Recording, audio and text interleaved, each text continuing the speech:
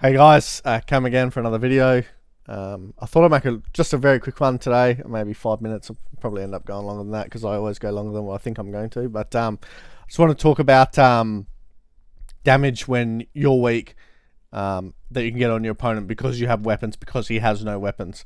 It's really important because what I see a lot of guys, especially in Quake Champions, you don't want to be 40-50 health and just go to the next major item and wait there, because even if your opponent doesn't turn up and kill you, which half the time they will, it just gives them so much space after you pick up the item. So a lot of people, they fall into the trap of thinking, oh yeah, I got red armor, so okay, I played it well. But the fact is, okay, you've got red armor and a 50 health, so sorry, my cat's just jumping on the table.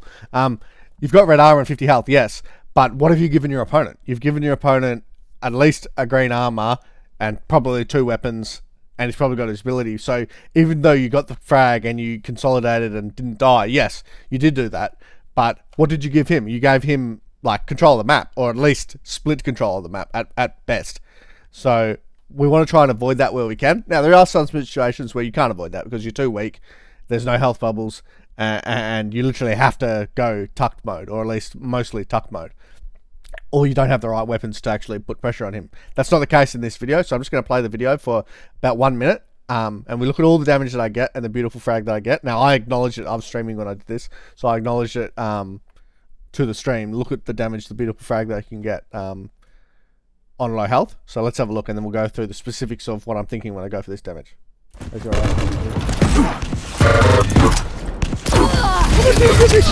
couldn't believe he didn't die to that, but we got the frag. Now look what we do. So we're looking for damage on the... I'll just play it actually.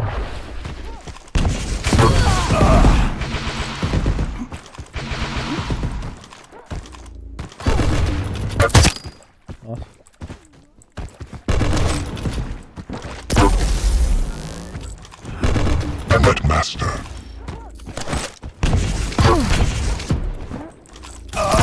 With all that damage you can get on like no health. So you see what I mean? And like I said, I acknowledged it to the stream at the time.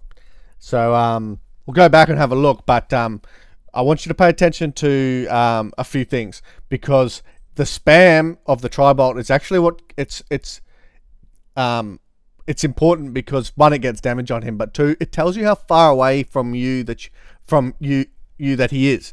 Because of course, when you guys are playing your games, you're sitting in mid-map with 46 health. What you're worried about is he's going to attack you with lightning gun, come to the teleport, attack you with lightning gun. But I'm not allowing him to get in a position to get damage on me, because my spam is giving me damage, slowing him down, and giving me information. And the other important thing to note is that the first tri-bolt that I shot that didn't get any damage, that's actually giving you information too, because it's telling you he's not coming for rocket launcher, so we can peek through the teleporter and get a rail. Whereas what I see most other guys is they peek through the teleporter for the rail, or whatever they do, whatever they do, and then he comes the other way, and then it's like, oh, now I'm probably dead because I got 40 health in mid map, and he can just cess me down, or he might get close to me with lightning gun and kill me, or no, sorry, he doesn't have lightning gun, but he might get close to the rocket launcher and has a decent chance to kill me, especially if I'm close to the teleporter. I can't really get away to Mega. So that's what I want you guys to focus on in your games, is when can we get this damage, and what is the beauty of getting this damage? Because if we continue the clip, we'll see what happens. Whatever reference. Now, I could have gone to Mega there. It's not wrong, but what I was thinking is I'd get red and quickly get back to Mega and get both, and he'll be charging banana. Now that's not what happened, but that's what I was kind of thinking, and maybe I got a bit slowed down or confused because I was talking to the stream. I hit me head here. That hurt a lot, because otherwise, see that timing, if I never hit me head and I actually kept my speed into cubby, I can just get the LG ammo and come straight out for Mega, and then I can easily get it. He can't do anything. He's a light. But because I fucked up my movement, I was a little bit slow.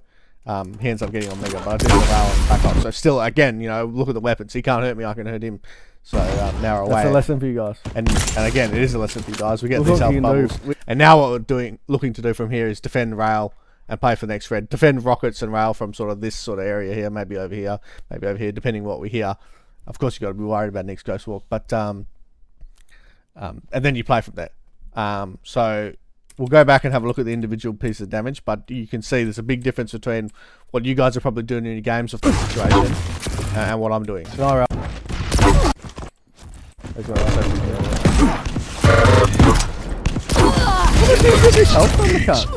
Probably got lucky. Because how many of you guys would charge to well, everyone will go for this health and go for this rail. That's normal. But what would you do after that? That's the question you need to ask yourself. You know what I mean? Yeah, man. And especially off the next frag is the big one. This one obviously, you know, it does sort of play itself, but the next one especially doesn't play itself. You need to actively be going for this damage. It's a nice rail.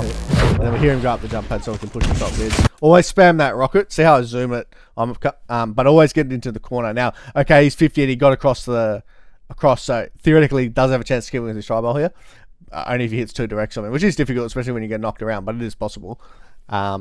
So just shoot the rocket a little bit earlier would probably be better and knock him off. But then after that, always play back here. Like, never push forward here because you're just going to die to his tri-bolt. Just play back and let him spam. And once he shoots his tri-bolt, you can drop for your health bubble or you can peek forward if you're still up there. You can choose what you want to do because he can't reload in time by the time you peek rail. Now we're just playing slowly. I hear him come in here, so of course I'm listening to what he's doing. But then it's probably better for me that he didn't go for rail because then he can sort of play. But dropping down here, then I'll get me spam out and then we can play. So the point of this video is, what would you do from here? Would you sit on? You'd probably go up and sit on Mega. He picked up this green. You might even go for this health bubble. If you pick up the shards and the health bubble, okay, you probably can't die immediately, and you come up here and try and defend a rail. That's probably not terrible, but it does allow him a little bit on the map, especially when he's a light. He's only got 100 health. You can 120 health. You know, a little bit of tri-bolt damage on a rail, and he's dead again. And then the Mega will spawn, and we'll be able to get everything. But what I chose to do off this spawn, when we first started playing Quake Champions, what we do off this spawn, you move a little bit to the left, like here in the water, and then we'd go into the heavy machine gun because people tend to jump towards LG. But since we've been doing that, I don't know what's changed, but people don't seem to do that as often anymore. They go to rocket launcher or they wait. So you're better off going towards the center map. The other reason is there's a health bubble there, so you can get up to 65 health, which is a lot more. So first thing I do is I come back so that he does spawn in this back corner. That way we know exactly where he spawns, and we push forward and we shoot that tri-bolt. Now that tri-bolt, it's probably a little bit misaimed. You probably want to come a little bit further back, but just to make sure if it dunks in completely. But the fact is, this is telling us, is he attacking rocket launcher or not? That's more important than the damage. Now, if you get 45 damage on him, beauty, because then he's railable. But that's a bonus. What we're really trying to do here is get information. Is he pushing forward? Once these get damage, if they get any damage, then I'll just start moving backwards and maintain separation between him, because I know he's going to pick up rocket launcher and then try and get me with that. And then I can go at the jump pad and get Mega. And then I know red armor's not up for a little while. Once it gets no damage, see, now we know he must be towards rail. Of course, we heard him. And that's a fast shot, but at the same time, it's also a shot that it's free for me. He's not putting me under pressure. I can take my time and hit it. Sorry, so watch that again. So the tri-bolt, the first tri-bolt's important because it gives information even when it misses or doesn't hit him. Now, if he's slowly walking out, and he's a bit slow because he was walking out, well done. Then I'll peek towards rail, and then I'll get suspicious once I hear nothing at all. I'll get very suspicious because, again, no sound sometimes is just as important as sound in terms of working things out in this game. So no damage is just as important as damage in terms of what it tells you. Same story. Now we know we have to sit back because off the speed that he was running at, probably he was charging Mega. So then we shoot this tri-bolt. Again, it gets damage. But again, the timing was good, of course, but it tells us he's further back. We need to move backwards now because he might be coming out with LG, and in which case we don't want to die to his LG. Now the other thing is, a light, he's probably railable here. So for him to go straight to Mega here is risky because we're going to have a rail to kill him. It might be a difficult shot, and for a lot of you guys, that shot when they're moving left to right, even for me, it's hard. So for you guys, it's going to be very hard. But we've got our chance to just outright kill him, which we wouldn't have had if we just sat at Mega and then waited for him to charge banana and just died like a noob. Or waited at Mega, let him get rocket launcher, get to top mid, maybe get the green, or maybe go towards rail and he's got his ghost walk, he get his rail and get away, or whatever he's doing. You're giving him opportunity on the map, whereas this is giving him no opportunity on the map. Now we've got our chance to kill him. Now we're getting even more damage on the green, and we push back and rail him. Okay? And even if that rail doesn't hit, the other thing is we've slowed him down so much that, and got so much damage on him, that we can get this health bubble and drop to rail, and if he goes mega and comes to rail, it's probably spawning around the same time that he turns up to the rail. So we're then 150 and he's very weak and he can't really challenge us. He's got to go down for this green, got to go for this health bubble, and then we've got him pinned at rail. Okay, we're not dominating the map anymore, but we've got an extra frag and we've consolidated back to full control after that extra frag that you guys aren't getting. With all that damage you can get on like no health. So again, like I'm saying, imagine that rail missed and I had to back off. I've still got time to get the health bubble, get this green. He's probably turning up to rail round about like now, and probably I wouldn't rock jump if he was there. Maybe I would because he's only got 110 health and I'm not railable. So maybe I would, but that's how you can play. So I'll watch it one more time and then that'll be the end of the video. Deny rail first. Deny rail first. So rail. Remember, I got really surprised. Anyway, yeah, let's watch.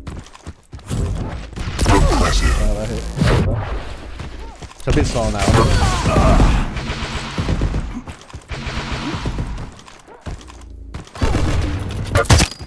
And from here, this is important.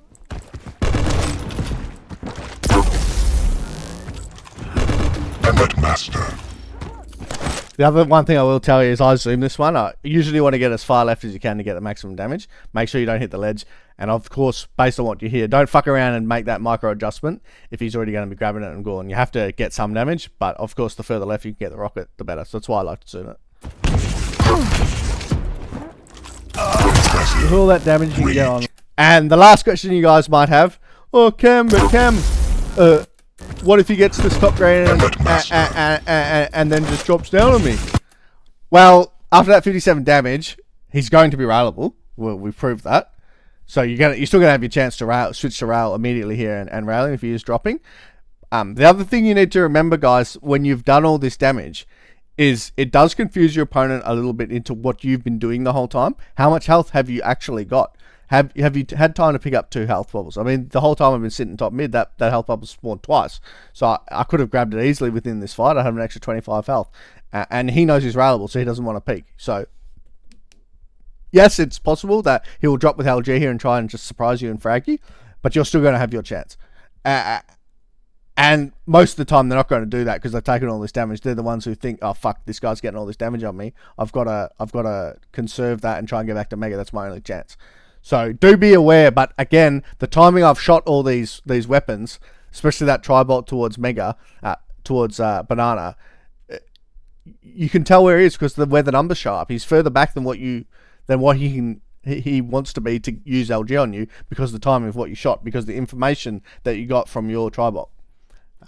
So just take all those things into account when you do play your games, boys, because this is the big difference between bad players and good players in this game. The order in which they go for their damage, and when they know the damage they can get when they have certain weapons at the off spawn. Because again, the biggest lesson I always teach the blokes that I'm trying to teach to play Quake, when you want to choose to fight, you must consider your weapons and your stack. Most players, especially bad players, even players who have played this game for a long time, they only consider their stack. They don't consider the combination of both. Alright, that's the end of the lesson, boys. See you in the next one. Thank you.